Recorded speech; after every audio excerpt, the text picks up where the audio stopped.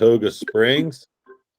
All right, welcome back. Another Shop Class podcast. Tonight we're talking about Shop Teacher Tech Ed conferences. Are you a teacher that goes to the conference? It's like a once-a-year thing, or sometimes there's twice a year. Are you a member? Do you feel like there's value in it? What is going on? And so we've got a few conferences that people went to. I went to the New Jersey conference. Duke went to the, Pennsylvania conference. Yeah, Pennsylvania Technology, Engineering, and Education Association of PA at Millersville University just a couple weeks ago. We're going to get some highlights from that. And Laith is upstate New York, and he went to the New York State Tech Ed Association. And these aren't unions. I always tell people that, just in case people think like, oh, this is a union. No. It's an association. It's like a support group for tech ed teachers. And we got Mark Willie, and he's kind of like our tech ed conference all in one person. So he's here with us tonight. So who wants to go first, kind of talking about their conference and what they did? Because Laith presented. So I don't know, Laith, you feel like you're ready to rock? Yeah, okay. Put me on the spot. So right. I did. I got to do a pitch here. I'm part of. Oh wait, let me just say that Mark went to the Passive House Accelerator Conference. So it's all conferences tonight. Nice. Everybody, this is like we just got home and we're like, hey, guess where I was? All right. So that they all happen like all at the same time. That's funny. Yeah. So I'm part of NYSTIA, the New York State Technology and Engineering Educators Association. We were present at the conference that I just went to, hosted by SUNY Oswego, which they have a major for tech ed. They host a conference for technology education every fall. That was not our conference. Our conference is actually going to be in the spring. But the fall conference I just went to is filled with NYSTIA members. I wanted to do a big plug if you're looking for a spring conference to go to. NYSTIA is going to have it on March 16th and 17th at Hudson Valley Community College in their Tech Smart Center.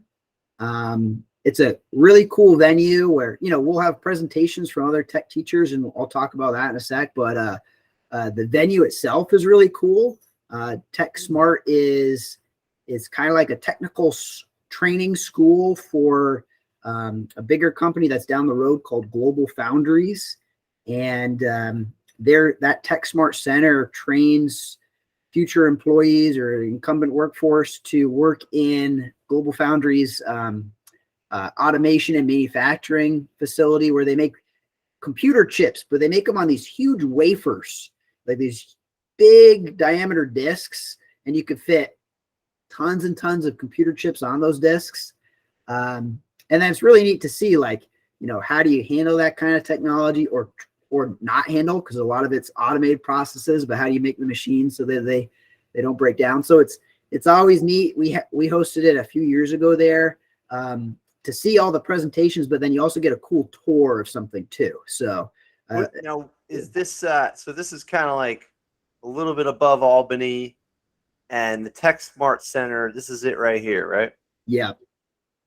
And now when you're talking about the computer chip disc wafers, this is like I think is that the kind of the format to make other chips?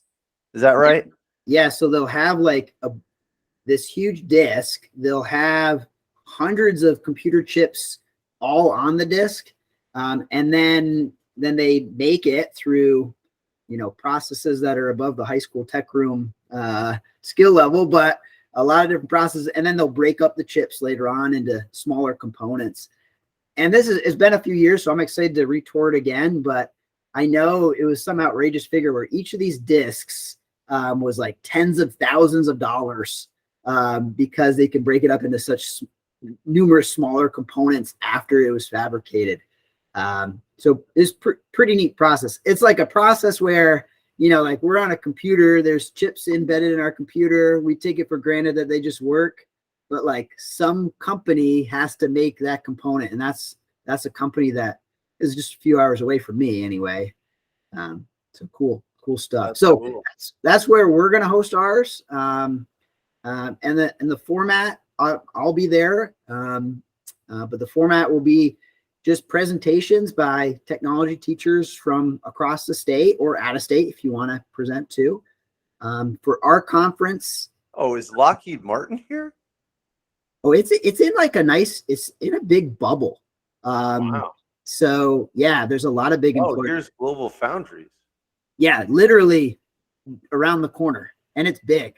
And actually, if you are paying attention to funding resources, there's just been a federal initiative called CHIPS, and I believe it's one of those, they made the acronym and then figured out what it stood for, but it's a big initiative to push reshoring of how we make computer technology. Because if you remember in COVID, when everyone needed a device and all of a sudden you couldn't get devices because all the chips were made overseas, now we want to fix that. So there's a big push for like a company like Global Foundries to do a huge expansion and grow so we can produce more, in the U.S. And the Tech Smart Center obviously is going to have a big ripple effect where they're, I'm sure, going to expand too, because they're a big training hub for the facility.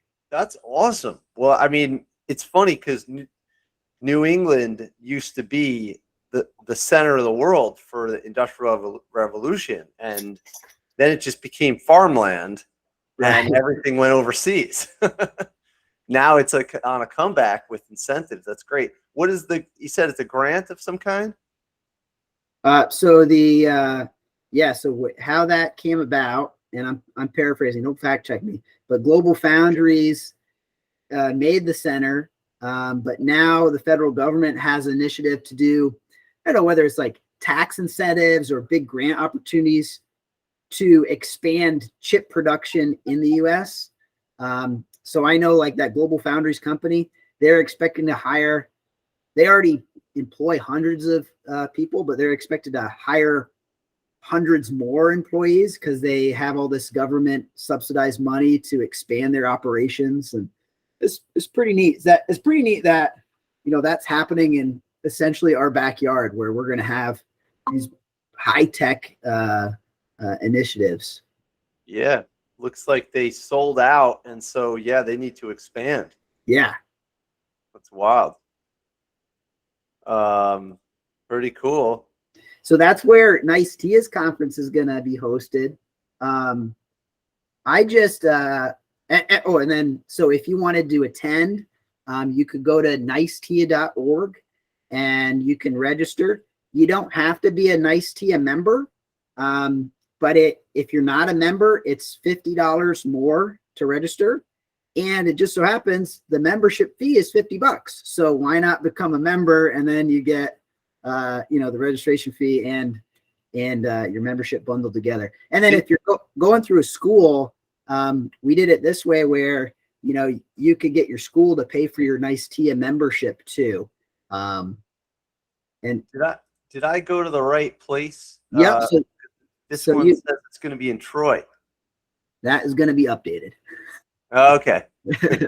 So it actually that might be the actual address of it.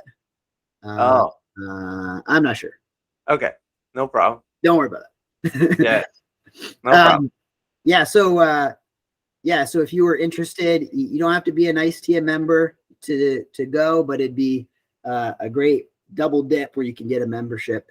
And we've been trying to do, I don't know if you guys are the same with our association, is make more reasons as to why you want to be a member. Because like you said, it's not a union. It's just like a community of people helping each other out.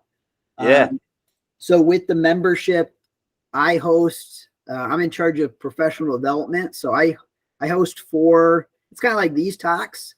We call them Tech Ed Teacher Talks. I host 4 a year. And we go over like sharing curriculum and resources and just talk shop. And they have like themes, but that would be free for all NICE-TIA members, and all the resources are shared and that kind of thing. You'll see my smiling face on there somewhere. There I am. There's that handsome devil. Nice. Oh yeah, man. That's great that you do this. I didn't know that. Well, that's good to know because we need good shop teachers that are very enthusiastic about the outreach, because it'll just die off, like the schools, they'll forget about what's going on, and then they'll just let people retire, and then no new people come in. So yeah, you got to have leaders. That's great. And I think it's probably speaking in the choir, but you get a point in your career where you're very comfortable teaching, and like you said, you want to see that this profession keeps going. So at some point, it's good to just step up to the plate for a little bit, and and do a little service for your organization. So this is only my second year working with NICE-TIA, not just being a member. But I can tell that, the people that are on that membership executive board, some will be there throughout their whole careers, but some will just do like 2 years, and then we just need more people rotating through. So even if you're not in New York State, it's good to look at, if you're in New Jersey or Maryland, look at your organization and try to earmark, hey, my 10th year teaching, maybe I'll volunteer for a year or something, because it is good for the whole crew. Totally. 100%. So you said you presented at the last conference that just passed by? Yeah. So the one that just happened last week is hosted by SUNY Oswego. Their website is just fallconference.com. And SUNY Oswego is a college that has degrees for technology education. That's my alma mater. I went there. And that one, we had close to 500 people attend. Wow. They're all tech teachers or STEM teachers from across the state. Some are out of state too. I presented two presentations. One, I'm doing a team project where we're making a little mini version of the Spot robotic dog. So I presented that project and how you could make it in your class. And I shared the files and the code so you could make your own version. And then another one I did was how do you conduct a project where you're going to do a drone package delivery? Because that's it, like in the news. It's like Walmart or Amazon, they want to try trials of drone package delivery. And it's a good way of, like, for me, I have one drone in my class. So how do I get a whole class doing something with the one drone? Is they could design a container, and then they could design the parachute. Let's see the video. I got the video here. Oh, this is it right here. Go ahead. Sorry. Yeah, so this is in my, I do an applied STEM class, so they could get a credit for a tech class elective, or they could get a math credit too. So I went through the process of, what are the math concepts they would do? They make a sheet metal box. So they design a net that folds up to a box, and they pop rivet it or solder it or spot weld it together. And then on my website too, I embedded, you can actually design a parachute. There's actually parachute science, which makes sense. You don't jump out of a plane with just like a streamer tied to your backpack. You actually have a parachute that's supposed to control your descent. So I go over how to use that little calculator to make a template to weld a plastic parachute together, and then you can time the descent rate and see if your container survives or your package gets to the right spot. So that's just me. There's a lot of presentations like that where a tech teacher has a cool project and they just share the project and then how it fits into their curriculum and that kind of thing. So pretty neat. I'm curious to see how the other states organize their conferences, if it's like the same kind of format, or is it like guest speakers or something? Okay. Cool. You know, it'd be Yeah. cool too. Looking, I saw you scrolling through the conferences. At my conference, you know, a lot of them would be nice if they videoed them. You know, maybe and put them Yeah. on the conference website, because if you have two conflicting, you know, you don't know which conference to go to. So then you're getting all the information from one, but then you missed out on the other. You know, if you film them, because they're only like 1 hour sessions, you could, you know, at your leisure, catch up on them. I know ITEEA did that one year where we were virtual. They taped all the sessions, and then if you registered for the session, you could go back and see the videotape. That would be cool if a lot of the other states followed that suit. Well, that was the problem this year. Was the New York conference was going on the same exact time as the New Jersey one, and there were some vendors that were asked to be at the New Jersey one, but they couldn't because they were already committed to the New York one. Oh, interesting. Inside information. So then when I said at the beginning, it was funny we all had the conference at the same time. It's actually not funny. It's a bummer because then we missed out on all the vendors too. Mhm. Now, Duke, when was your conference? Oh, here. October 20, 21st, and 22nd. It was a Thursday, Friday, Saturday. Mm. Oh, you know, that's so funny. In New Jersey, we used to have weekend, you know, conferences. Now it's just one. Now it's just one day. It was like Yeah. it was just like a Saturday morning session, morning to into lunch. It was also their homecoming weekend, which is crazy too. But we only have one day. And I remember it being longer than that years ago. But, you know, they scaled back a little.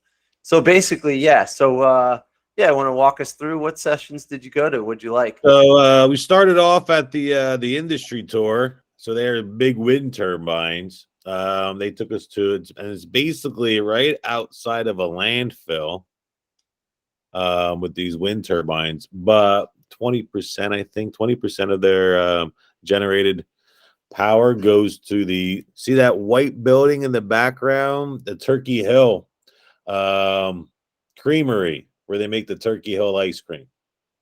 So there's a small group of us toward the wind turbine. The biggest fear for them was birds getting trapped into those blades. Those blades are about 150 feet long.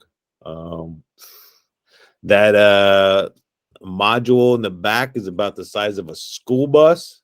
So things are pretty big.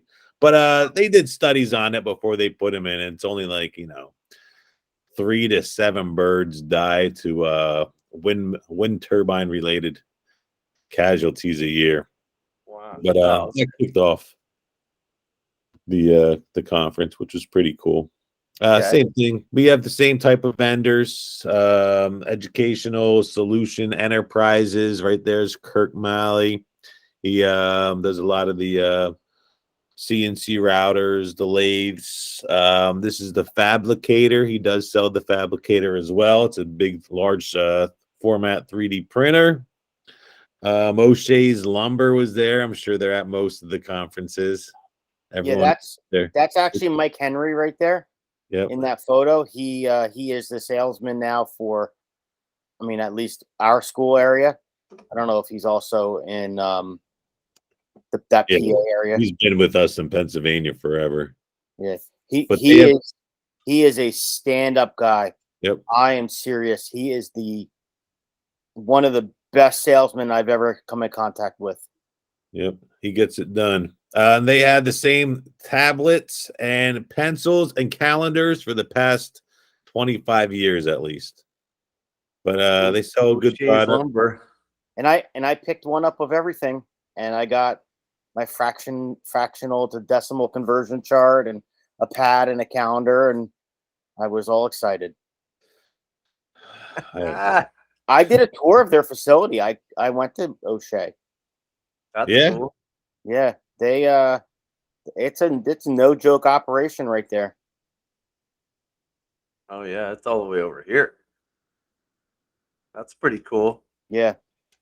They have a bunch of kilns on site. They air dry, they kiln dry, they do processing, they move a lot of lumber through there. And they also sell a lot of poplar, wet poplar, to casket makers in the area. And they kiln dry their own poplar for the caskets. Oh wow. I got a lot of nice poplar from them. A lot of them have those purple veins in them. It's almost like you want to make a piece of furniture for yourself, but the kids appreciate it with these small pieces. But purple, it's nice. Yeah, that's rainbow poplar. Cool. That's what some people call it. So, yeah, and then they straight line rip. They have molding machines. They all types of cool stuff there. They do some sorting, and they do. You can see some trim work, which is really, really neat. So, you tell them what you want, and they go get what you want. And if they don't have it, they'll get it for you, and then they'll deliver it. I like this little catalog app. Even makes the page noise. It's going. That's funny. Okay. Cool. So let's go back. I would, if you're in the, West Virginia, Maryland, Pennsylvania, Delaware, Jersey, New York area, I would definitely order from O'Shea. And he didn't pay you for that. No, he did not pay me from that. And the only reason why I'm telling you that is because it's stand-up customer service right there. Their motto is, we treat the customer like how we would want to be treated. Oh, here we go. That's awesome. Nah, they should get a shout out if they're taking care of shop teachers and whatnot. And he came to our conference. He was there. Oh, really? I didn't know that. Okay. Well, you're too busy gallivanting around talking to everybody. What is gallivanting anyway? All right. What Duke, what else did you do? What I do with it? I jumped right into BattleBots with our buddy Kurt Marshall. I had to check out the BattleBots. One of these days I'm gonna get one of their small BattleBots. I'll have my kids go to a competition. I think I got a picture of Kurt up there. Where is it? Here? Is that the BattleBot? No. But he did a BattleBot presentation. They do a tournament at Knoebels. Oh, here we go. Sometime in May. And there's also one it's the Storming Robots. We had Kirk Marshall on. He's a pretty serious BattleBot dude. He's like, it's a pretty serious BattleBot situation. I talked to him. He says he still listens at lunch. So I want to give him a shout out too. Maybe he'll come on. Right. Come on. He says he's been busy. Everybody's busy this year. Yeah, get him on here. That's awesome. Yeah, this doesn't do it justice. I think he's got a YouTube channel or something. Yeah, he has his own website for it, or a YouTube channel. Robotics video. It's pretty serious. They built their own arena. They built their own. They just updated it. We got a makeover for this year's competition season. But his kids, they're serious. They beat. I think three of his kids. I think he said three of his kids are in BattleBots right now. Like BattleBots, the one on TV. Wow. And competitions in years past, his high school kids have beaten college kids and guys that do this professionally. So they take it serious. Wow. No kidding. And then the smaller one, they have a smaller one of the colleges in Williamsport. I don't know. I can't remember what college it is. So he was talking about that. This is it right here, right? Yep. Isn't that the cage that they built? Rage in the Cage. That's it. Yeah. Got a face. So Mastercam did a whole thing on him. That's pretty cool. Wow. All right. That must have been he had a lot of success stories with his students too. So that was cool to hear.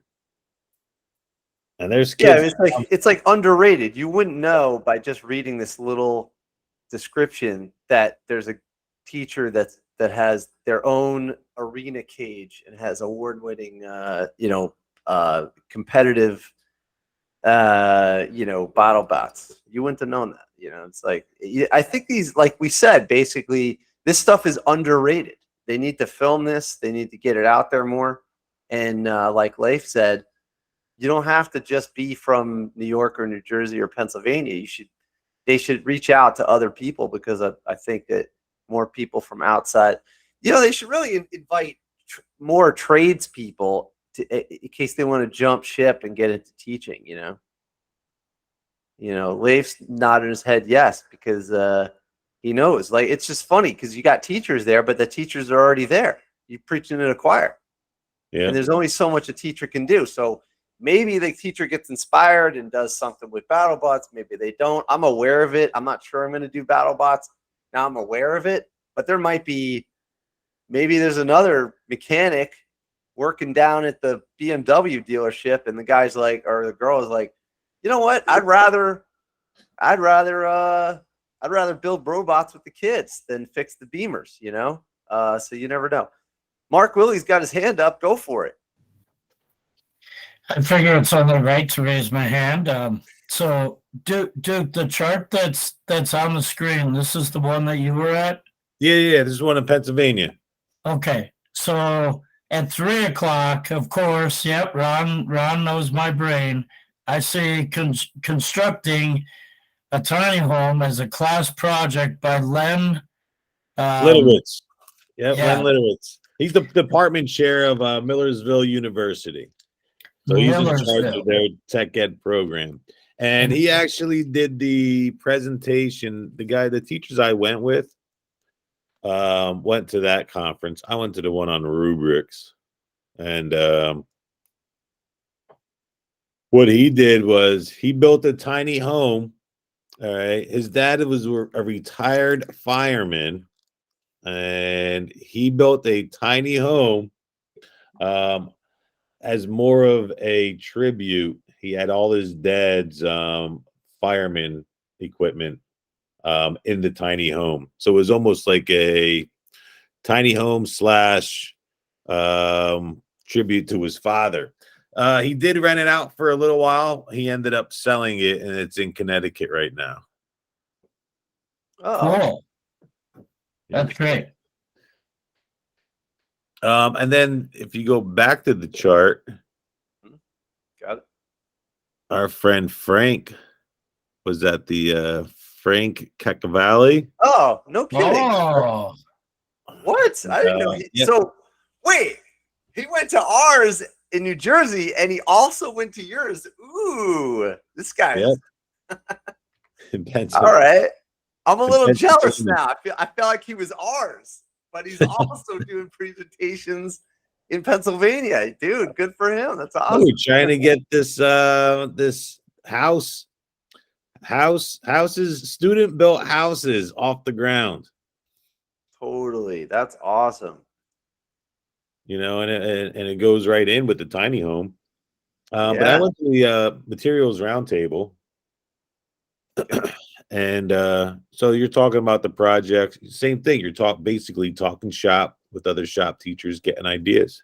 And there was two professors from Millersville, Alex Johnson and Dominic Manios, that were at the presentation. And actually, after we listened to the roundtable for a little bit, they're like, "Hey, you guys want to go downstairs and check out the shops?" And you're like, "Yeah, let's go." And these guys, you know, they talked about their program pretty extensively, and they're getting down and dirty. They're turning on the machines. They started making projects.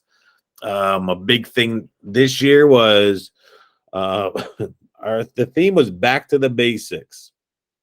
And they were using a lot of plastics, but out of recycled materials. So I remember back when I started, we had couple injection molders. We made golf tees, different projects like a tic-tac-toe. But right there, these guys right there, two professors from Millersville. And so they were talking about their program. They're doing same thing, a lot of plastics, ceramics, but out of recycled materials. They're using a lot of those CNC routers and mills to make the molds, and then they were injection molding keychains. So it was pretty cool to see the old technology resurfacing again. But in a different form to promote recycled materials. I remember we used to take small polystyrene pellets, dye them different colors, put them in the injection molder. Right here, there's a bunch of injection molders that they've made and used, and then they were making those keychains for homecoming weekend. That's pretty cool. And so this here, this machine here, is this like a DIY CNC milling machine? It is a milling machine. It's one of the they don't get the same thing. They don't get paid to promote the machine, but they said the name should be on there because I tried getting a picture of it. It's like a TAIGE, TAIGE. But those are the small. They said, you know, they have the large machines in the metal shop. I have pictures of them later on. But he said, for you know what, to expose the kids to something like this, it's a little safer for them. The kids don't feel as intimidated, hooked up to the computer. Here's their 3D printing shop. That's a ceramic 3D printer, that white one there. They just took it out of the box recently. They haven't even fired it up yet, but a ceramic 3D printer, I never heard of it. So that's pretty cool. I'm trying to get our home ec teacher to get a 3D printer for to 3D print food. I've seen them before. Make like pizza, some kind of chocolates, especially around Halloween. But that one, yeah, that's the ceramic 3D printer. Oh, and then you fire it afterwards? I don't know. Yeah, my the art teacher that I work with just got a ceramic 3D printer. It's pretty cool. Yeah, you fire it after. He got it just for, it's actually his personal one. He's messing around. He said it's a big learning curve, but he said there's a cool community of people helping each other out with it. It's awesome. Whoa, there you go. Holy schmoly. That's exactly what he said. Cool shapes. Yeah, because, you know, it's funny. I remember I was at a manufacturing conference and I asked a question to a 3D printing expert at they had like a presentation. And I said, okay, besides the fact that it's rapid prototyping and besides the fact that you can do all these different materials, what is the advantage of a 3D printer? And the guy was like, you can do undercuts and shapes that you would never be able to do with any other method. So this is, you know, that's an interesting thing to think about. It's not just that you make 3D prints and it's safe for the kids because there's no crashing of the tool and but actually the shapes for manufacturing are unique to anything else. So you can do regenerative design, or like look at this crazy shape. Like, what would the mold on that look like? You know, I'm not sure that's even possible without 3D printing, unless the mold broke away or something like that. So huge advantage with the 3D printing, you know, and not just plastic and whatnot. That's cool. All right. Yeah, that was always I found a really cool benefit to these conferences is you get to see like stuff like that where, you know, in my little world, I don't get to see state-of-the-art machines. I didn't really know that stuff existed, and then you get to see it and then it sparks some cool ideas and your wish list grows. Yeah, I didn't know you had this either. This is pretty cool. Nice. Okay. What else you got there?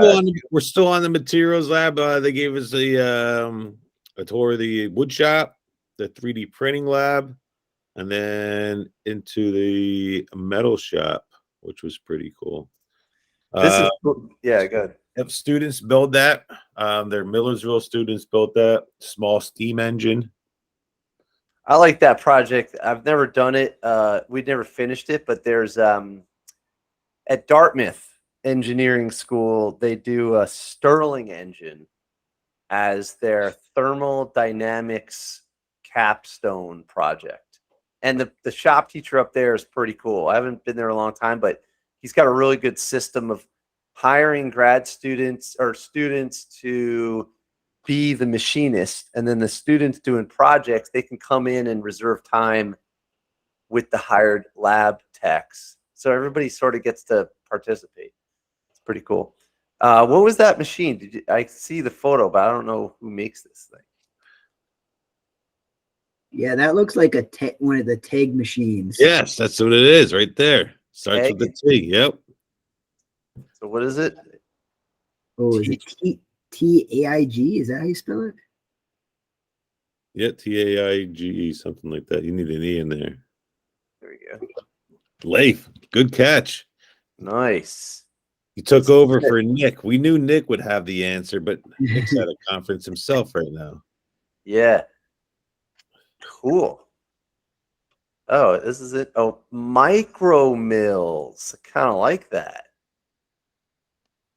Interesting. Do you guys ever watch the NYC CNC John Saunders? Oh yeah, he's awesome. I remember he was literally in NYC in his apartment. So when he was in his apartment, that's what he had, one of those little TEG machines. No kidding, really? That's the ultimate testament to you can start there and then you can grow to whatever. I mean, look at the price on this thing.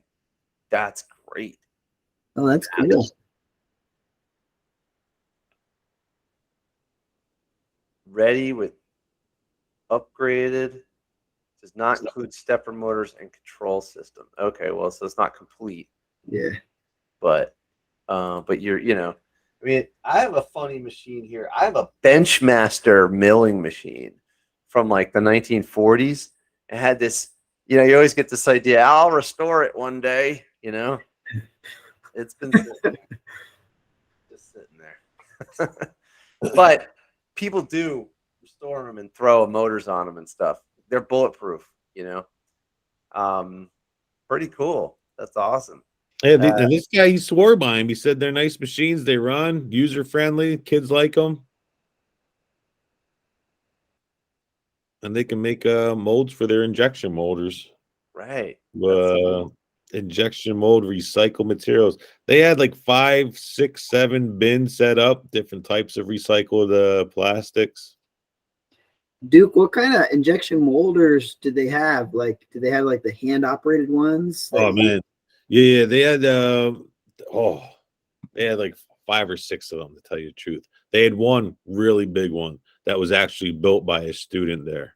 Okay. And then they have the ones, those like the greenish ones everybody has. Yeah. The air pressure. They had 2 of them. They also had like a horizontal one. It was like a 3-in-1 injection molder, and it did like 2 other processes. Yeah, how did they do with the injection molding? Is that this? No, that was what they did was they just took like a heat press for t-shirts, making t-shirts, put like 2 Teflon mats in there, and they pressed like plastic, the recycled plastic, all different colors. So then you can do whatever you want with it, cut it into different shapes, make molds out of it. And they just use that press to press it flat. Oh, okay. That's cool. Interesting. So it's got your hydraulic press plus these mats. It's pretty cool. Is this pressure for this machine or something else? That's something else. Okay. And then what are these? Oh, it's by the kiln. That's ceramics. Okay. And then these are the molds, right? Molds for the injection molder. Yep. We don't see the injection molder, right? I don't remember doing injection molding at TCNJ. Did you do it? Oh, no. We didn't do it at TCNJ. First time I was exposed to it was when I got a job. Yeah, I've never experienced that. Yeah, I don't even remember seeing one, Tim, there. I think they might have had one, but it was like never used. It was, that's an injection molder, and that was it. Which they're not that bad. I was inspired by it. I just didn't post it on in Instagram yet. We have 2 of them in our shop, but they're in the back, and they're pretty friendly, user friendly. You just have to make sure that the chamber is lined up with the mold, and you got to make sure it's mold, because then it squeezes out the side. You don't want to squeeze out the side. You got to play with the temperature a little bit, and pretty much the air pressure is pretty standard. You can't really I'm sure you can overpressurize it, but as long as you work with the temperature so it doesn't squeeze out, the metal's not too hot, and you keep that mold in there pretty tight, they're pretty user friendly. Kids like using them. We used to use a dye, like a powder to dye the pellets, the polystyrene pellets, and that's messy. So if the kid like rubs their eye or their face and they got dust on their face, it's hard to come off. But or they get it on their fingers. So I remember having them use gloves, but I'm thinking about there's the pellets, but I'm sure if he's holding them with their hand, the dye's not on them, so that might be recycled material too. I don't know what this is. I just looked it up, and this is a random video that came up, but it looks pretty cool. We did vacuum forming. We had a vacuum former. Yeah, but I don't remember injection molding. Leif, do you do injection molding? Yeah, I have exactly what Duke described. I have one of those I have two. One is pneumatic and one's just a hand push down, and they're just benchtop little green injection molders. And they're so cool. Because I just got a CNC mill last year, I'm going to have the kids make their own mold this year, because we have one that's a golf tee, and then one that's like a poker chip, or like a checker or something like that. But the kids have a blast, because once you get it dialed in and heated up, you can like crank out, 50 golf tees in a couple minutes. It just takes that learning curve to get over it. So they have fun with it.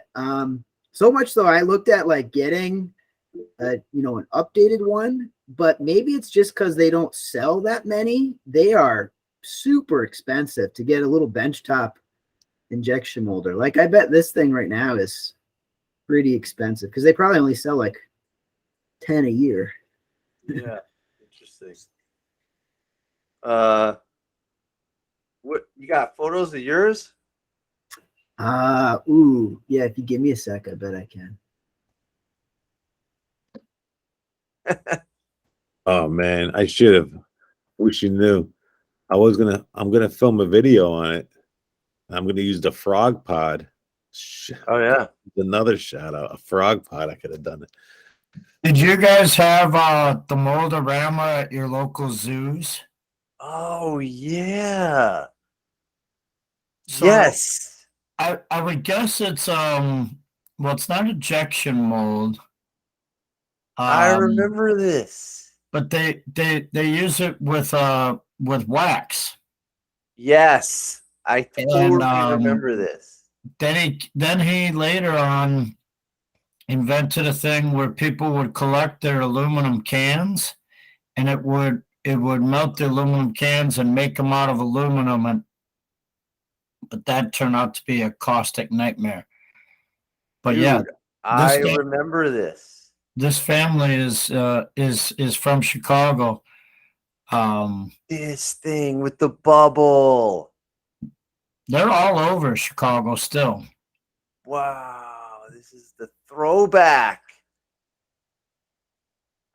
Oh my god. I don't think I've ever seen one of them. This is like you never seen this? This is like straight out of my childhood. I remember this. Oh my god. Yeah, I remember them. It's just a wax version rather than the plastic, right? Yeah. Did they have them at Action Park, Ron? Probably. We should go all in on Mold-A-Rama t-shirts. Mold-A-Rama. I wouldn't have remembered it based on that, but when I saw this bubble thing, I remember this. I remember the smell of it. Like, Yeah, that's crazy. it's the closest thing to a plasticizer that you've ever heard of with wax. That's amazing. How did you find that? It's like nuts. Hey, what's this? Oh, yeah. There we go. Oh, cool. Look at this. Leif, what's going on here?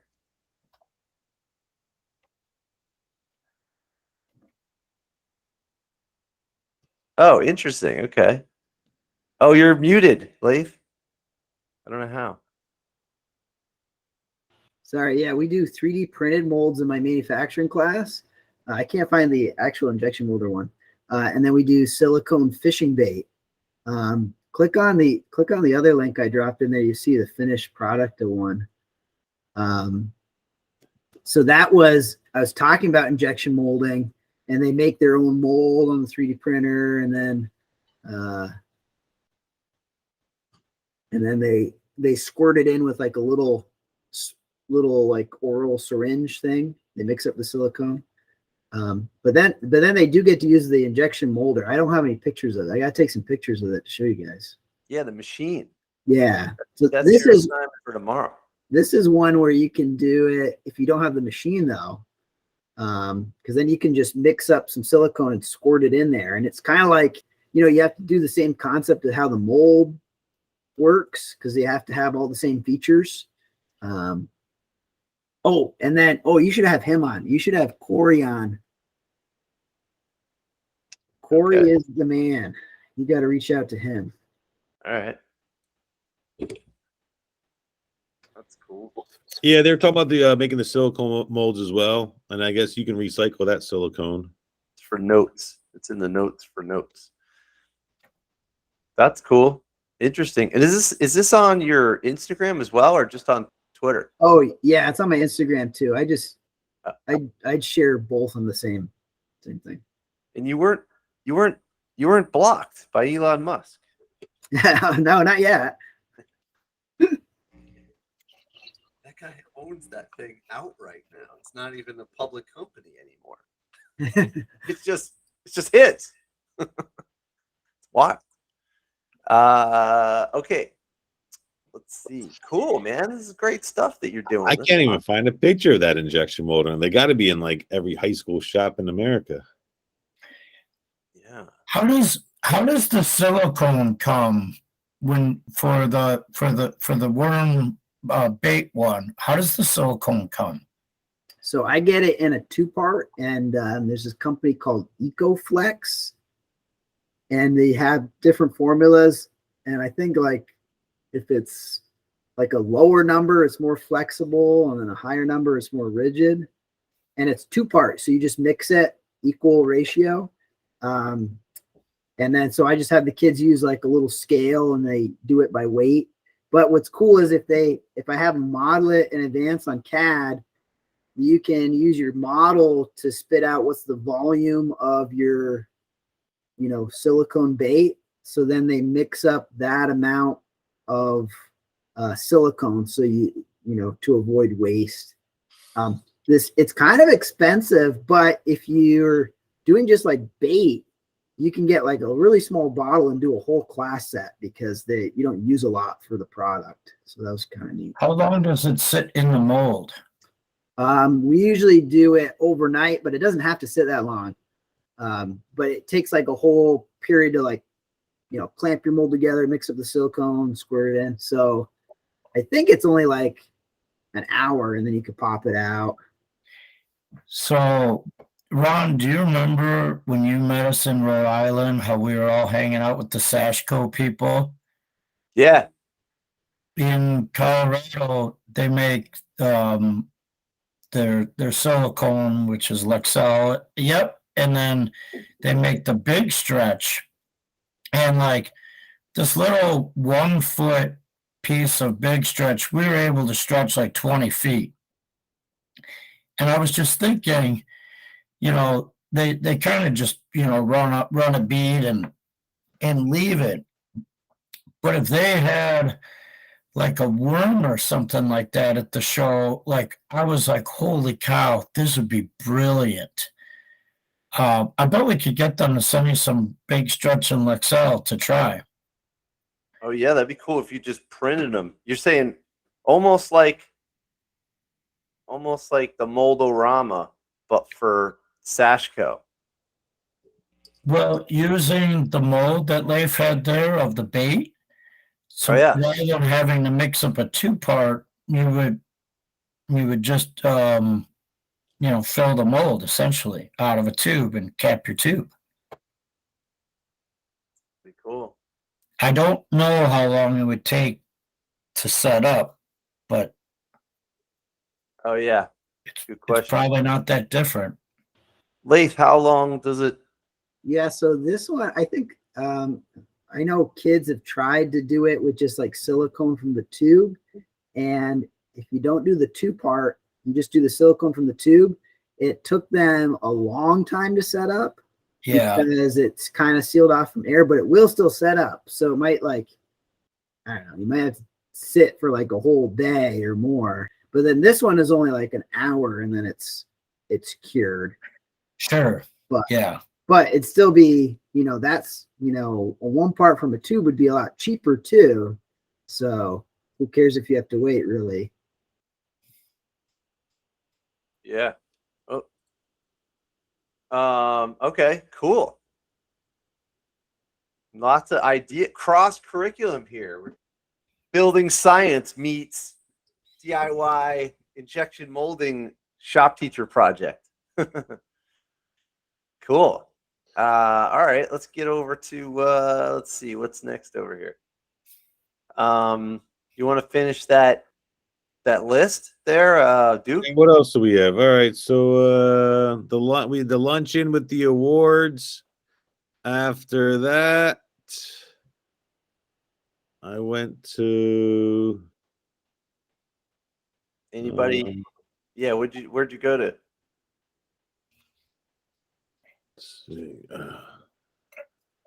Who won the award?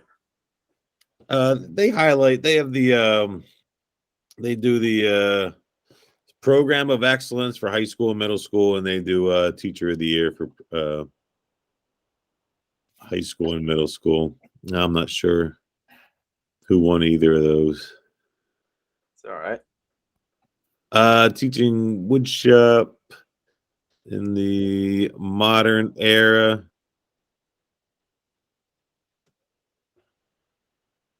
Microcontrollers. Oh, another Len.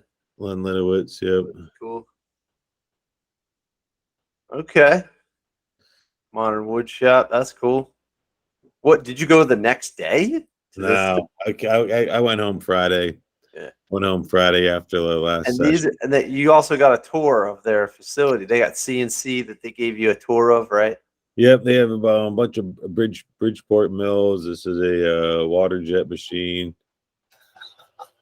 So they had the college kids working there the whole time, in between the shop tours. So it was really? nice. But the professors, these guys are. Oh, this is it. There it is. There it is.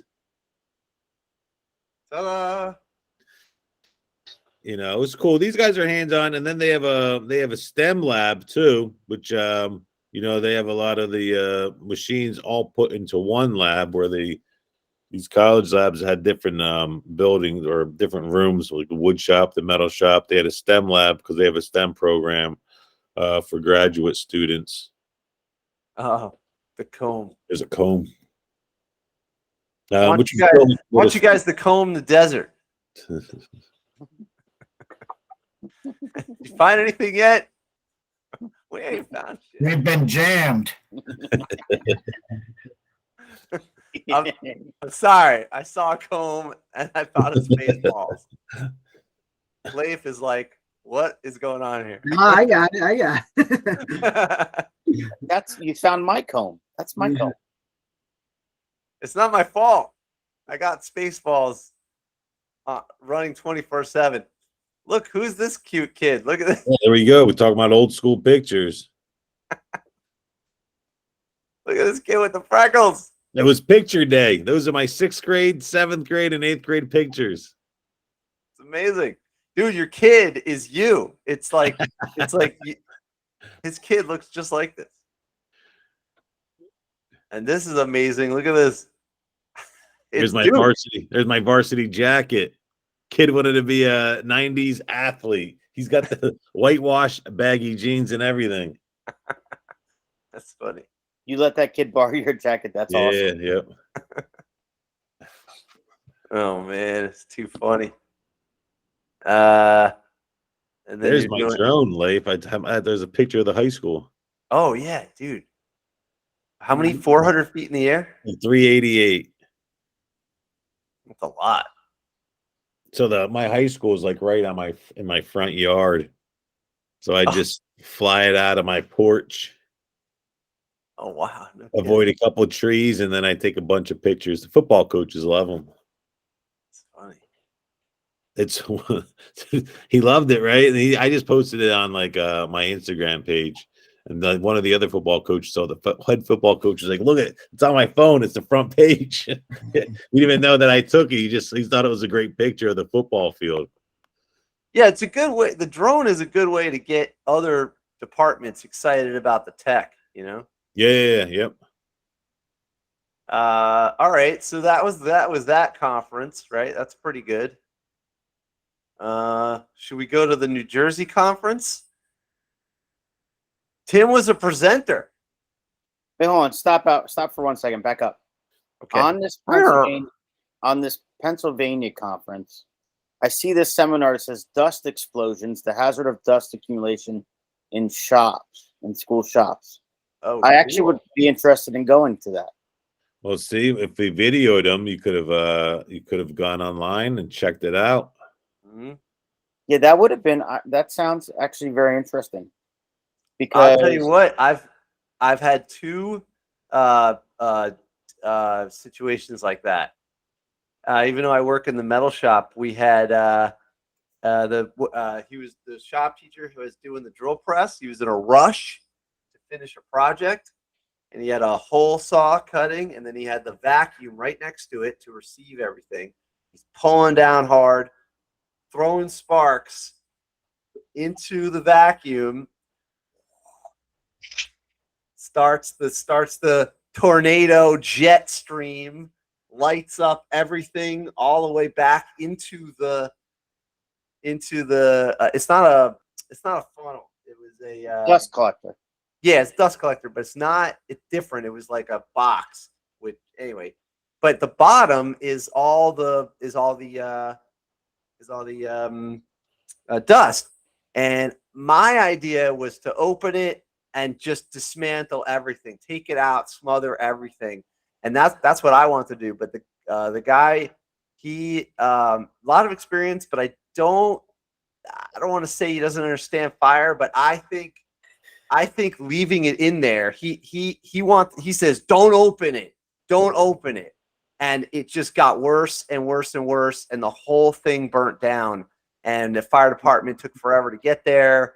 And so we lost an entire unit. My idea was, I don't think it's a hermetically sealed unit, so it's breathing anyway. Open it, dismantle, just take it all out. So I don't know what you guys think, but yeah, remove the fuel. Exactly. Yeah, exactly. Just take it out and smother the thing. I believe the technical response is stop, drop, and roll. I believe that's the technical response. Yeah, that's that meme. That's like that meme I see every once in a while that pops around Facebook and Instagram. It says, based on the amount of times I learned about stop, drop, and roll, I expected to be on fire a few more times. we had. Everybody knows this from when you're kids. Oh my god! Right, definitely don't put your cigarettes in the garbage pail. That was like a number one thing. So they think in my school a couple years. This was about early 2000. They had a dust collector fire, and they think a kid put a cigarette in it. They don't know, but it backfilled the school full of smoke. Kids had to go home early. But yeah, it's basically gasoline but dry. So it's freaking dangerous. You're right. So that would be something I would be interested in going to. That's Betty Jo Bowers. She always covers this topic.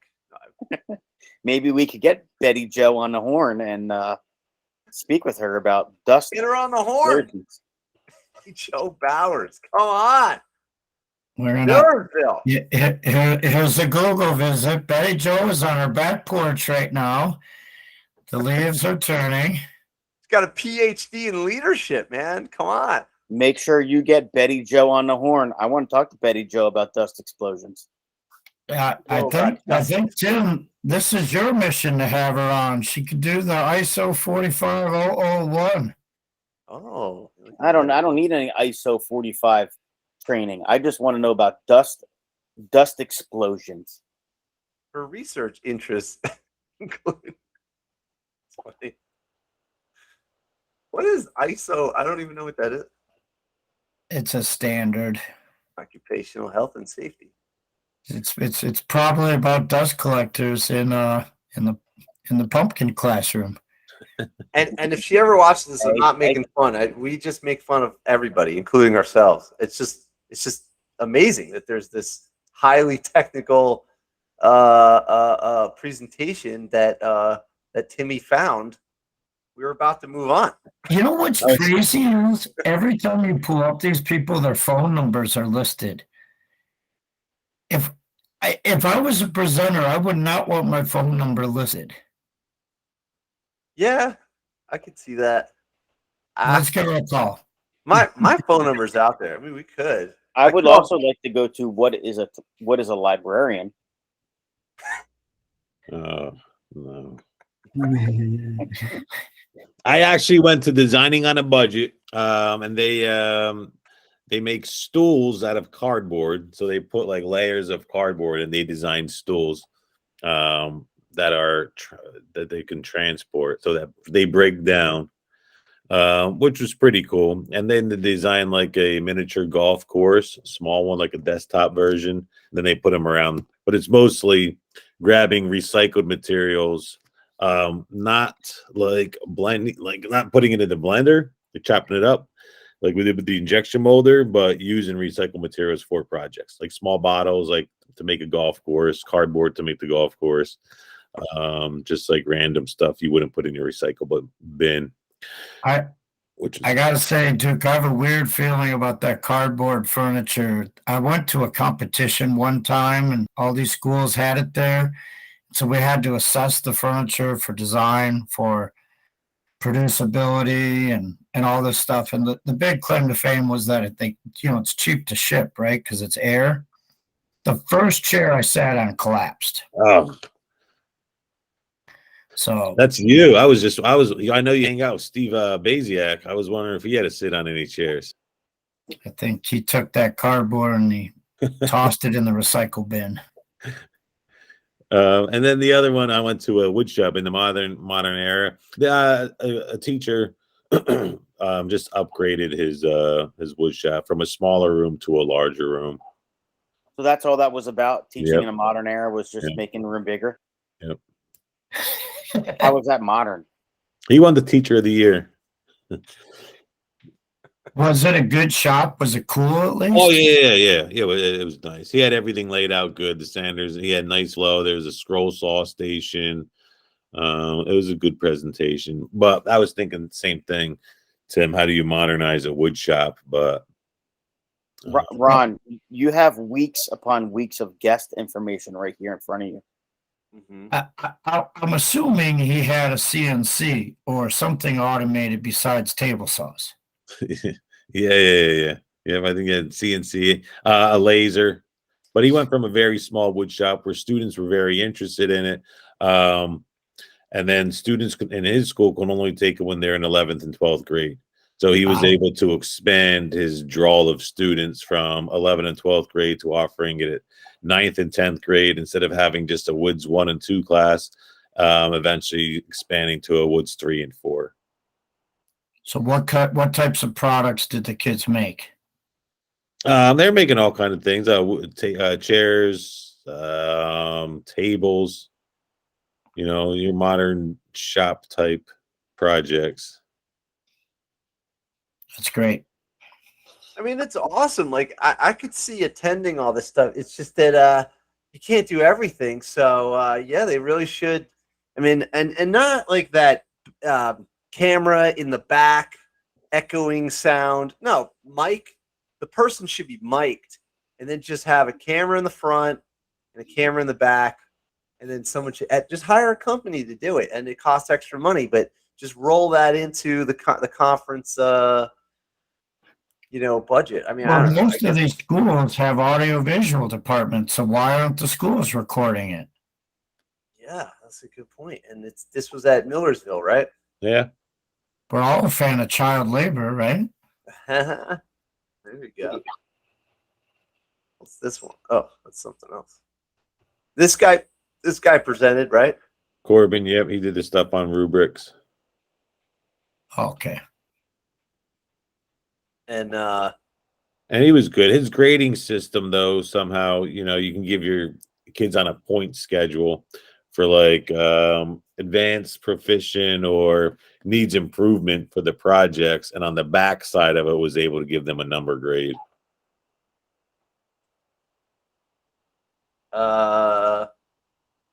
yeah, I don't quite get it, but It's a lot of setup for a grading system oh, where I'd rather work on developing new projects for the students than working on my grading system. But I guess once it's established, it's cool. But it's also on the backside of your school's grading projects, so it's a little bit more work than you doing it yourself. You have to get involved with the director of technology and the grading program that you're using.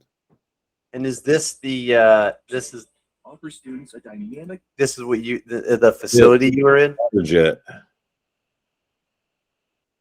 ShopBot, right? Technology. It's pretty cool. Now, Millersville does have a lot of different programs. They have the manufacturing engineering. They have a STEM program. They have a couple of different graduate degrees. So he did say, with so many occupational safety, right?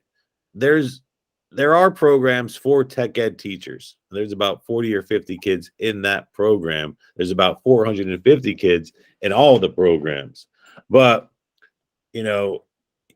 you're trained in CNC router, water jet machine, industries are grabbing Oh, these cool. That kids was a foundry.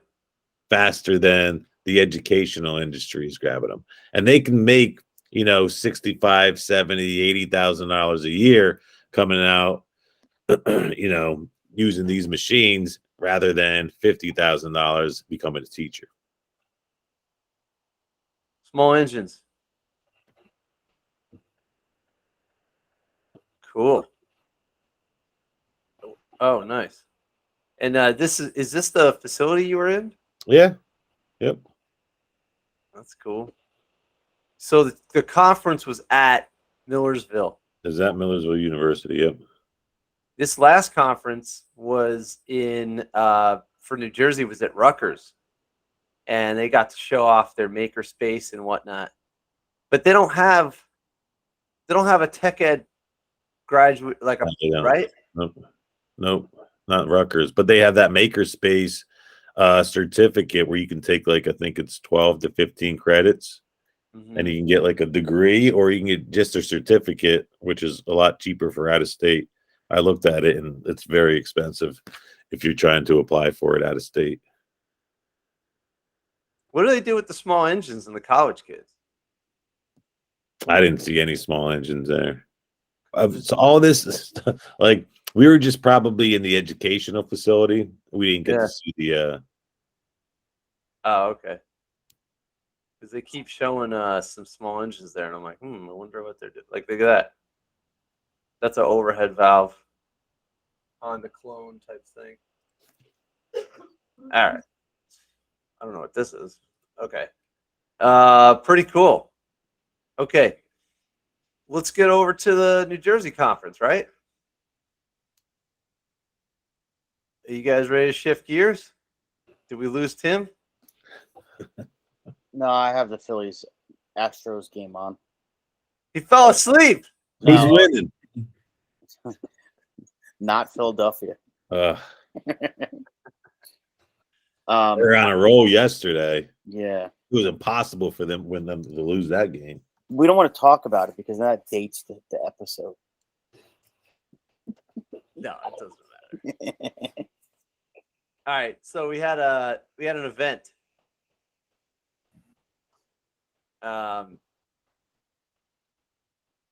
Why can't you go to the event? You can't go to the event. All right. Can you not go to it because now it's over? I don't know. I don't know.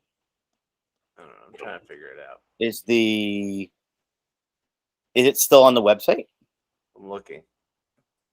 Members. Well, he's looking. Leif, you're by Albany, right? I mean, kinda. I'm like 2 hours away from Albany. I'm way up You're north. north of Albany. Oh yeah, there's more north past Albany. I'm way up there. Got it. He's probably 20 degrees colder than us right now. I head to Albany at the end of every March for New York Geo. It's a geothermal convention. Pretty incredible. NYSERDA puts it on. That sounds like something I'd be into. Yeah, I'm about 2 hours away from Albany.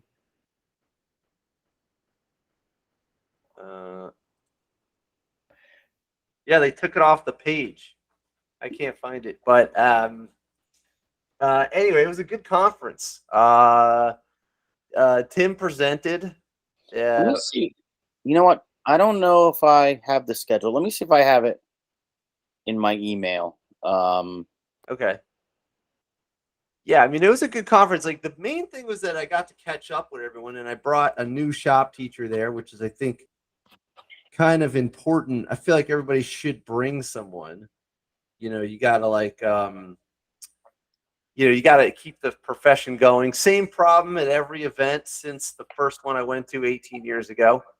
Not enough shop teachers. They always complain about it, and not enough recruitment and stuff like that. But there are still the same people coming, and we see some new faces and really talented teachers. That's not a problem. It's just not enough, How many people attend?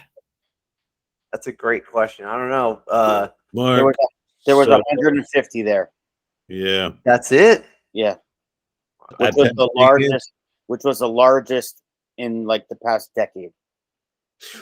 Pennsylvania, there was 105 that attended. And I guess there's Wow. only 185 members. Oh, here we go.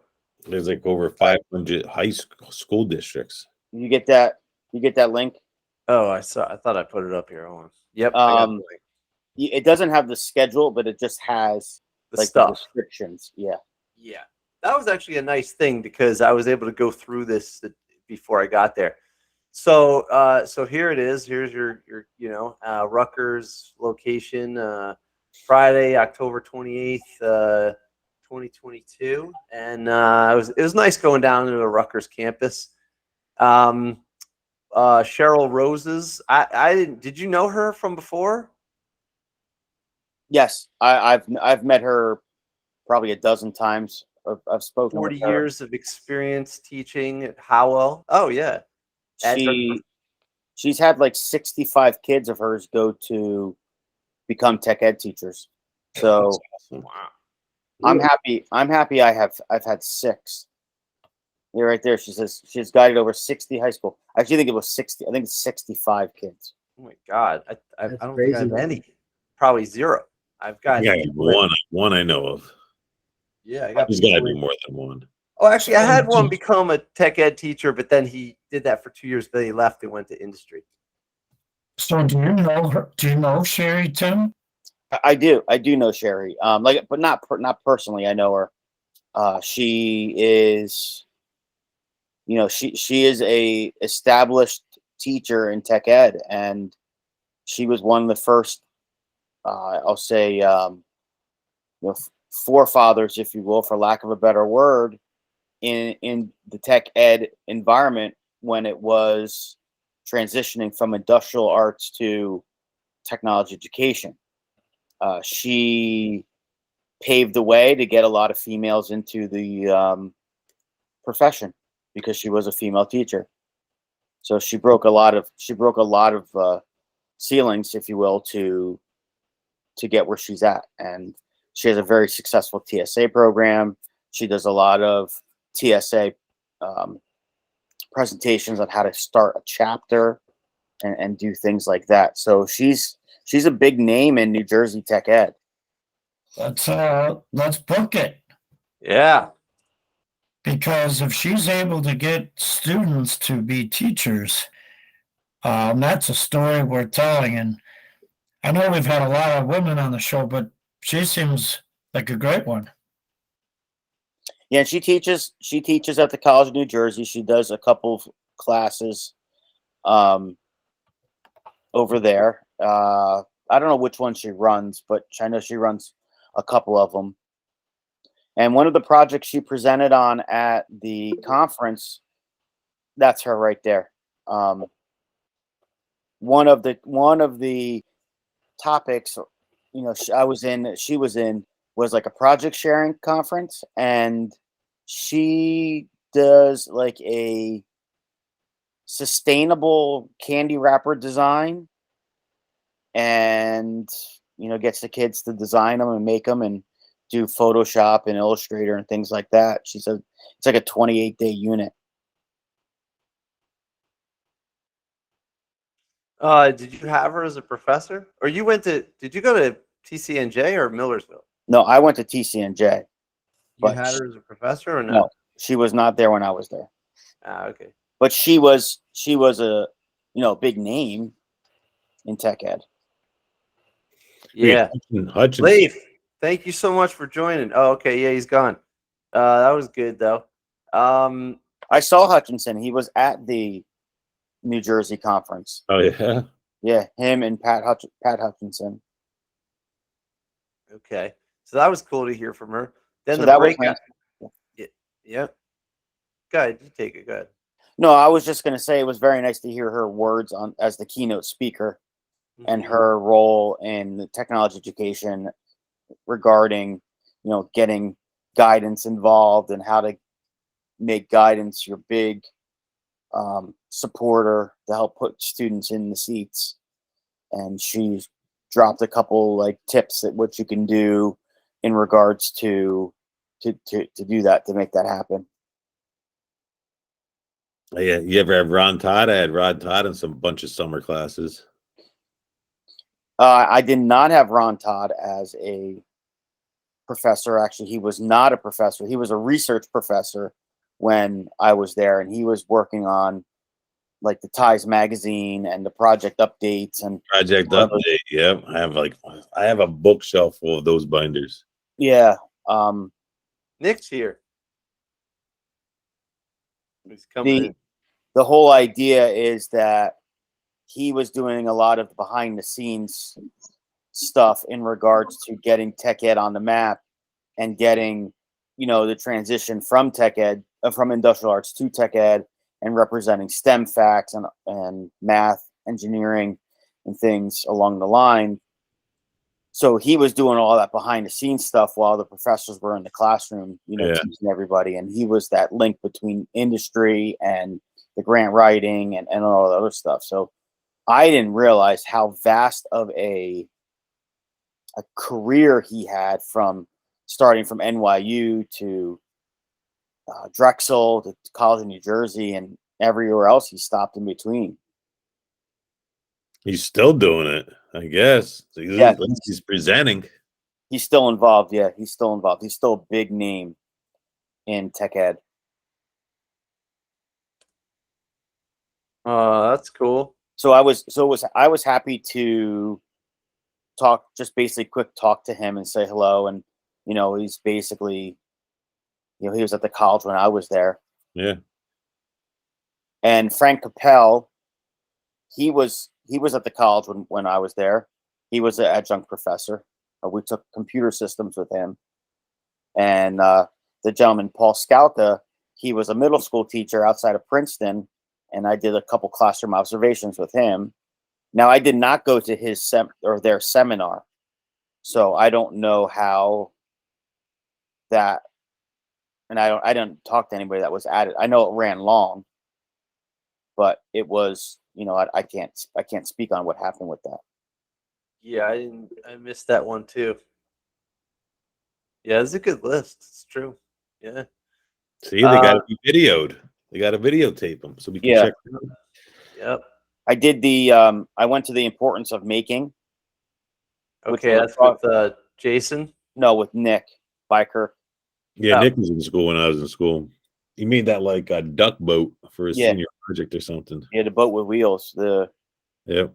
So, I mean, Nick's my best friend. I mean, I've known Nick forever. So he had a really good take on making sure that you really are having that build element in part of your classes, so that you are always having that make element and having kids manipulate materials to get to a project. And he showed a really, really cool video from MIT that I want to get a copy of, or I want to get the link to. And it was very, very powerful, getting the kids involved in building and making and problem solving. That's pretty cool. So yeah, Nick was really good. Yeah, he's cool. He's a good dude. And is he the current president of NJ, or he's the president-elect? President-elect, yeah.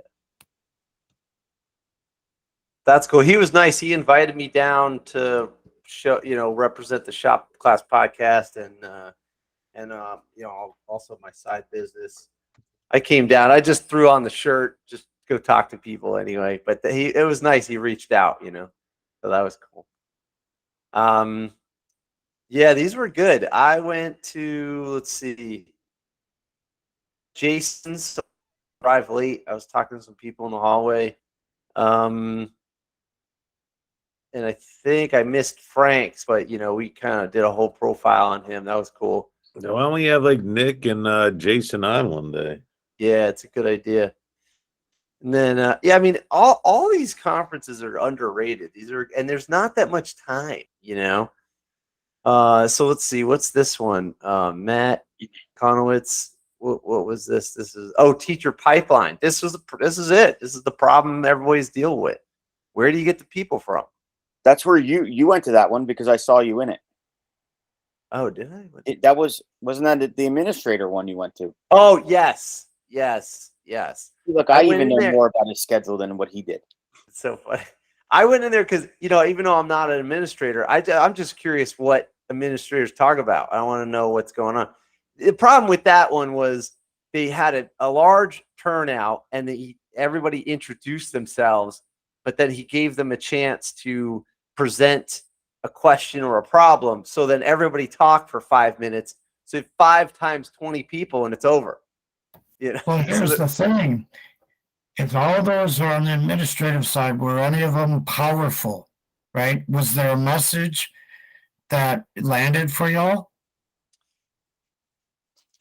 Geez, they really didn't get a chance. They just sort of introduced themselves.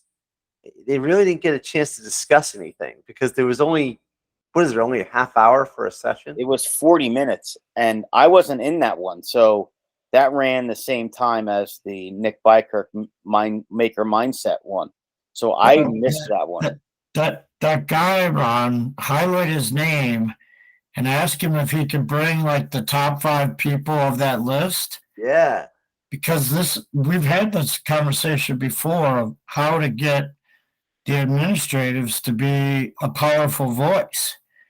And so if there's some of them are good, that sounds pretty. Matt is now, I think, the director of curriculum and instruction, I think. Okay. He was a tech ed teacher, because he graduated 2 years before me, and I was at the school. I was at TCNJ with him. He's a good dude. He's nice. We've talked, and then he hired Kwit. Yes, yeah, he did hire Kwit. Which is great. I think it would be good to have a administrator.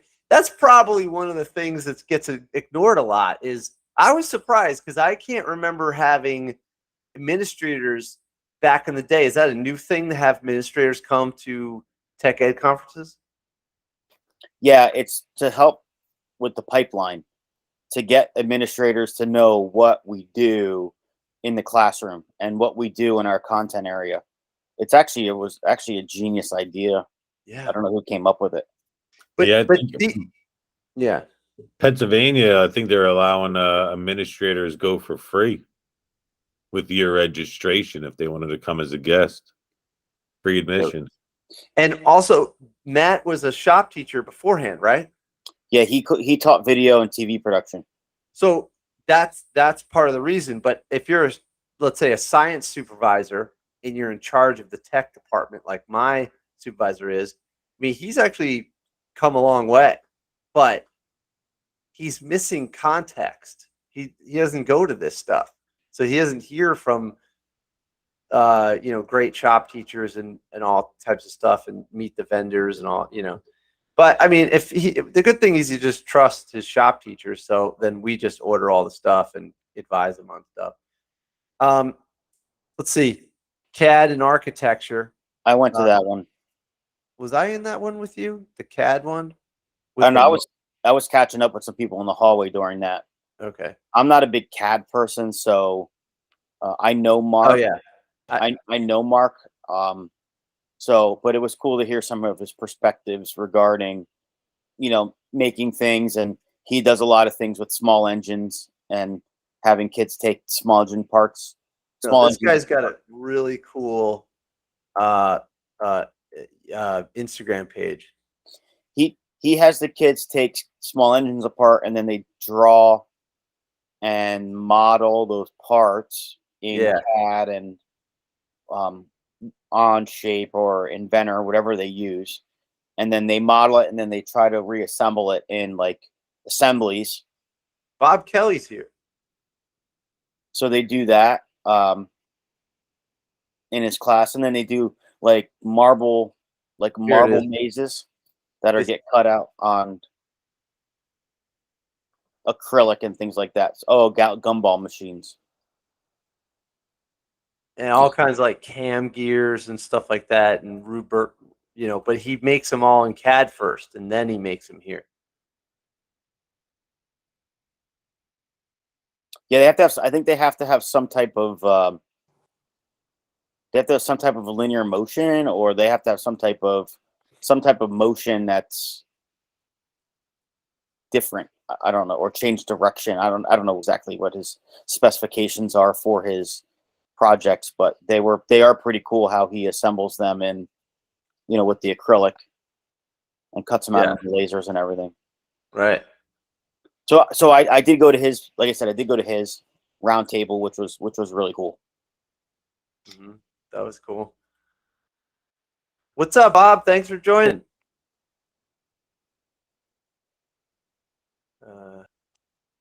Okay, let's get back to the list. And then there's this guy, Tim Zavacki. Yeah, he was absolutely horrible from what I gathered. That guy's just, oh god. Oh man, his presentations were like hideous.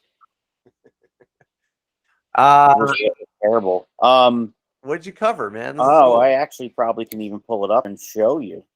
Ooh, what I covered. See, this is the good part. They didn't record the conference, but now we are. So this is your recorded moment. Okay, so stand by. Emergency traffic here. Stand by. Let me get my slide. Hey, Bob, what's up?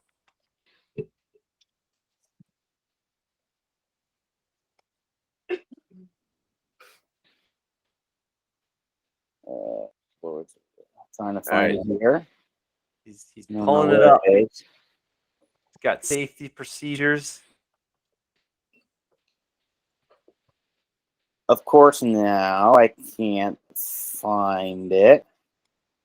Nick, we're going to get to you. We're going to get to you. We're going to... Okay, take your time finding that,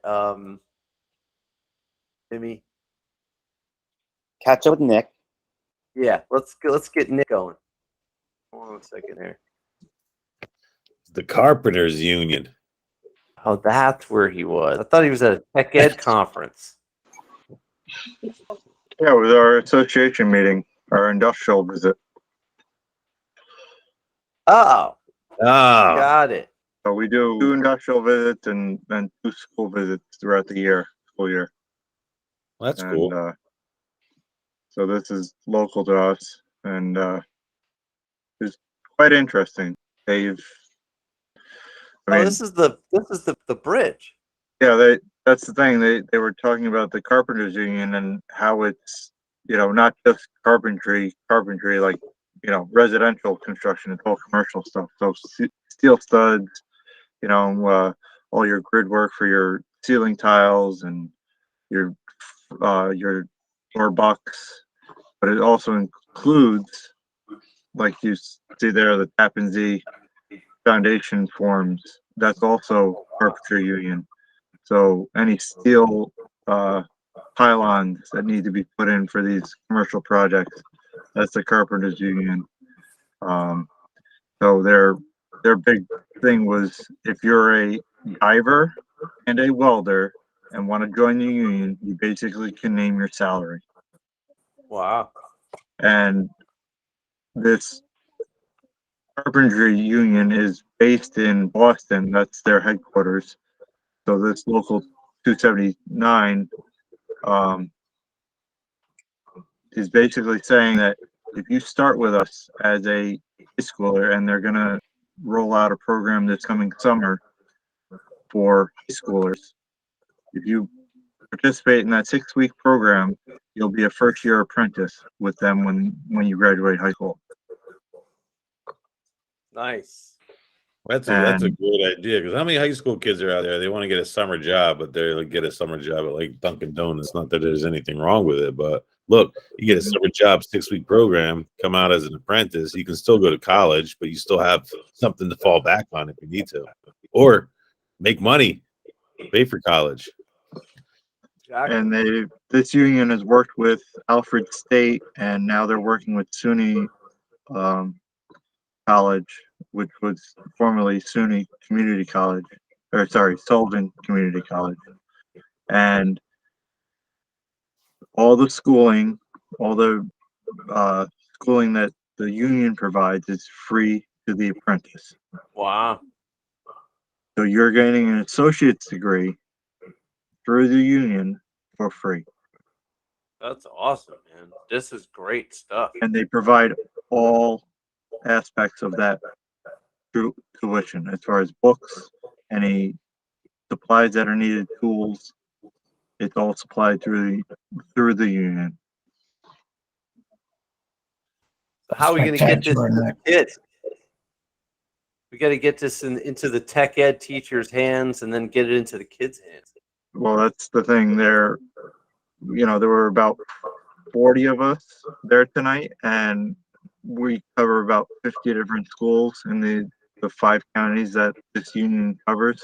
And we're basically, most of the teachers that were there are all middle school, but a few high school teachers that were there, they basically gave us some ideas on how to talk to our administration to get this program started, because their curriculum is online and in person, but they're willing to give it out to any schools to kind of do like a CTE type program or a pathways program to steer kids to go to this, career path. Nice. When I make the clips from this video, I'll pull that up. Let's see. All right. Well, I can't find it. I can't find my thing. So. Well, you're fired. That's it. Well, I don't know why my email is not the same on this computer as it is on my other computer. So. That's it. Then you're toast. You'll never work in this town again. No, that's all right. So, when you get, what were you processing? Pumpkins, Tim? yeah. Pumpkins are positive. You have to be positive when you talk about pumpkins. All right, let's tear through this. Oh, here it is. Here it is. Amen. I found it. Oh, okay, go ahead. Can I Presente. presente? El Presente. Okay. Firing her up. Do it. Technically, it's El Presidente. Presenting screen. So what I did was Good. While you're getting ready there, wait, do you need more time? now it won't. Okay, you need more time. Yeah. So basically there was the rest it was project sharing. I don't know how that went. It was like show and tell. Okay, just leave your screen up because the basically ended up being the same thing that was on your screen on that list there is probably the same thing that's on my PowerPoint. Oh, okay. But I think that's the same thing that was on there. Okay. But those are some topics that we kind of discussed. So I was told to have just some talking points as some possible content areas for people to discuss while we were in the room. And basically I just did a really quick introduction of myself, and then I turned it over to the room, and people were just asking questions.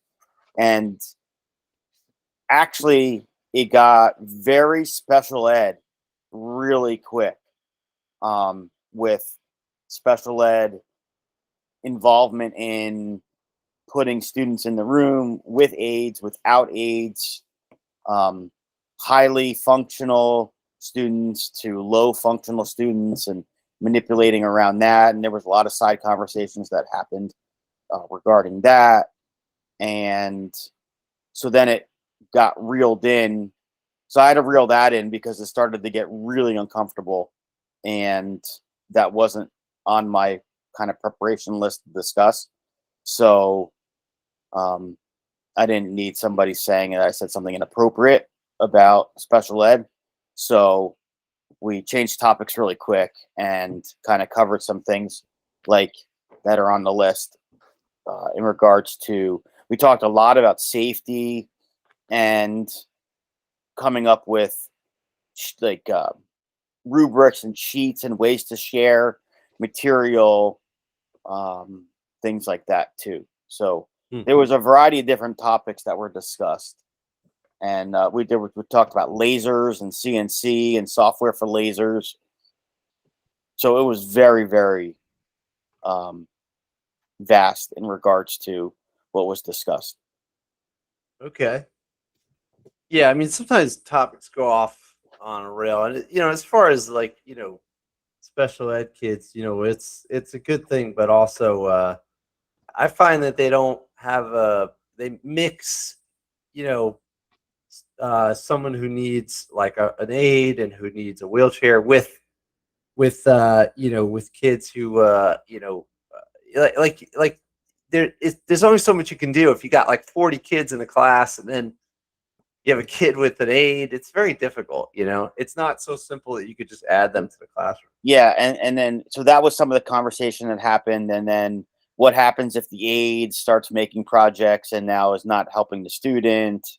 And then what about the aide not being trained correctly initially? And should that aide be providing safety instruction or helping?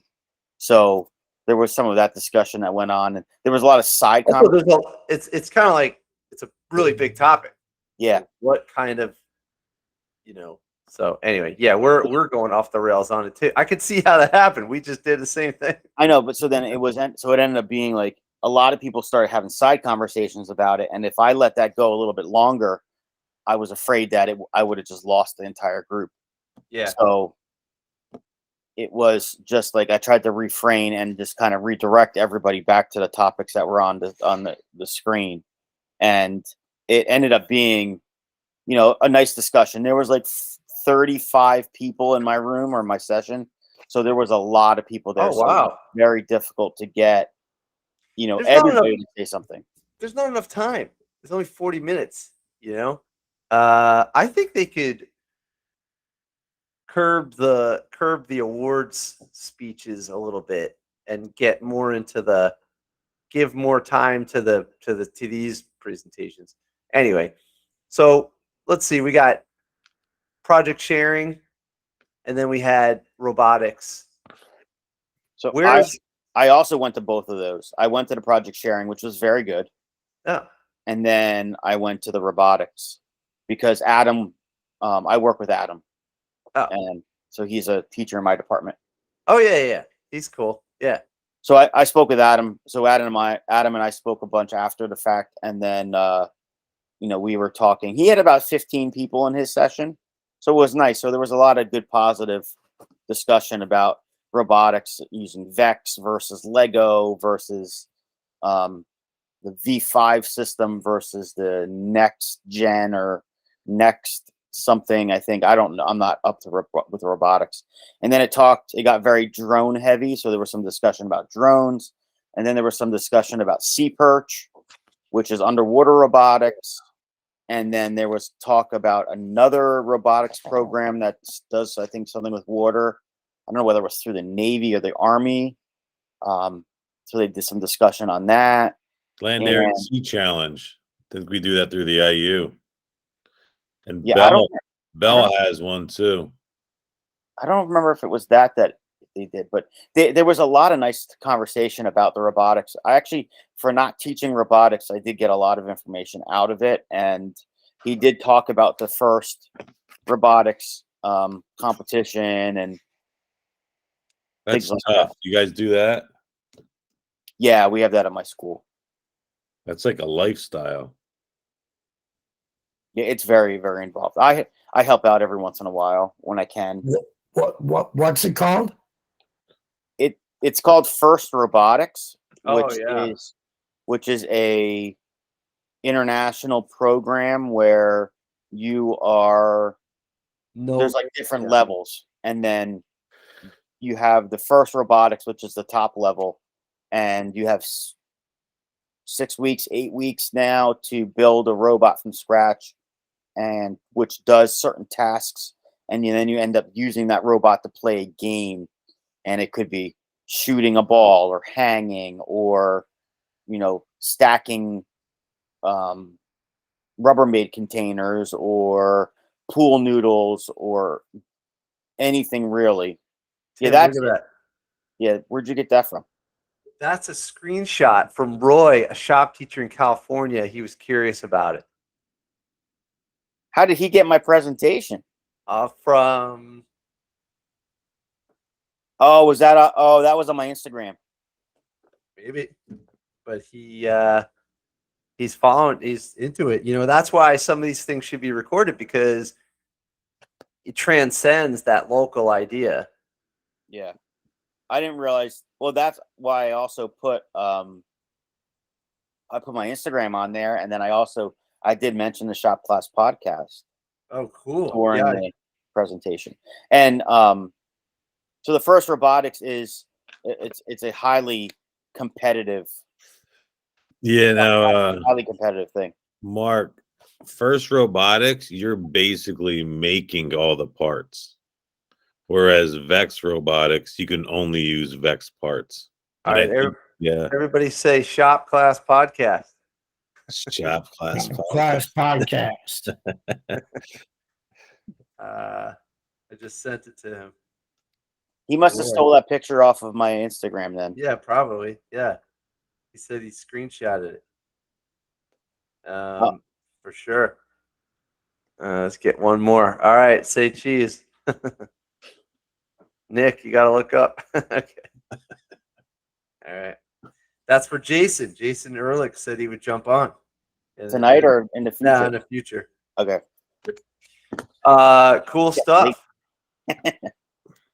The First Robotics, basically, my impression is it's kind of like no limits.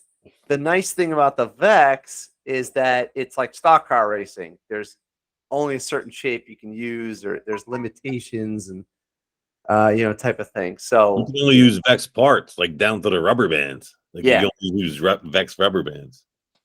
Right, exactly. Now I don't see Chris Anderson on this list, but he was on the list for the thing. And he's awesome. He's just like, you want energy? That guy's got energy. Did you go to his? Yeah, totally. He got you. Basically, he was like getting you to. His presentation was about thinking in a creative way, and he said that what happens is people. It's like a muscle. You feel like you're going to make a mistake, so you don't want to speak up, or you don't want to do or say anything that could be looked at as like a failure. So you just don't try. So he gave us like crazy scenarios, like if every car was yellow, literally the whole planet, like every car was yellow, what would that do? And people are like, I don't know. And he's like, well, just think about it. What would it do? We're like, okay, well, the yellow paint suppliers would probably drop the cost of yellow paint, not initially, but eventually. So you'd have like generations of yellow paint suppliers popping up. And then anybody who had a car that wasn't yellow, they would be outlaws. And so, it just got us like thinking differently, so he says, you got to exercise that muscle. He had us doing like stacking cups, and there was all these like party tricks and like things to get your brain thinking differently. And then, by the end, you realize you are actually afraid to speak up and come up with ideas and stuff. Cause he's like, raise your hand if you got an idea for XYZ. And you're like, oh, is that a good idea? You're like holding back. And he's like, you shouldn't be holding back. You just make mistakes. Tell me something. Go ahead. So he got us loosen up. He's like a crowd rouser type of guy. I wish I had some of the notes, but that was the gist of his presentation. Chris is great. We got to get him back on. Last time we had him on, he was getting a haircut in his garage. It was funny. Yeah. That's so him. All right. Well, cool. Yeah. I think. Is there anything else we should cover? We're kind of like getting to the end here. Nick, did you go to the New York conference? No, I didn't, just because of timing and everything. It's always the Thursday and Friday before Halloween, so it's always difficult to travel up there. They should have all these, tri-state area, New York, New Jersey, and I guess Connecticut. And Connecticut, we should get somebody from Connecticut to represent. But anyway, Pennsylvania, all these tech ed associations, they should be at Maker Camp, next year, getting people talking about the transition. If you want teachers, all those people are probably there because their incomes go like this. And if they're independent, it goes like this, right? So it's like some of those people might consider being a teacher where there would be some sort of like, because Kwit was a installer, and he took my welding class, and then I called him the next day and I said, hey, you want to be a teacher? And he's like, yeah. And I was like, no, you got to understand, like, you can't just, it's serious. There's a lot involved. I told him everything bad, and he was like, I'll do it. And I was like, really? All right. So let's start the paperwork, and come on in for an interview, So, so you never know. Like a carpenter might be ready to retire and then try something new, or so I think it would be good to have them at Maker Camp as well. I guess talking to the people at the association meeting tonight that went to our Oswego conference, there were about 400 in attendance, and there's 42 students that started their freshman year this year at Oswego for tech ed. So I guess that number is going up from last year. Went up a little bit. So. Oh, because I think in New Jersey we got like 15 graduates a year, and it's like, Millersville said there's like only 50 to 60 in the program, so it's crazy. It's such low numbers. All right, well let's kind of wrap it up right there. That was pretty good tech ed conference coverage and Shop Class podcast. Thanks for joining. Let's see. Manage recording. Stop the recording. All right.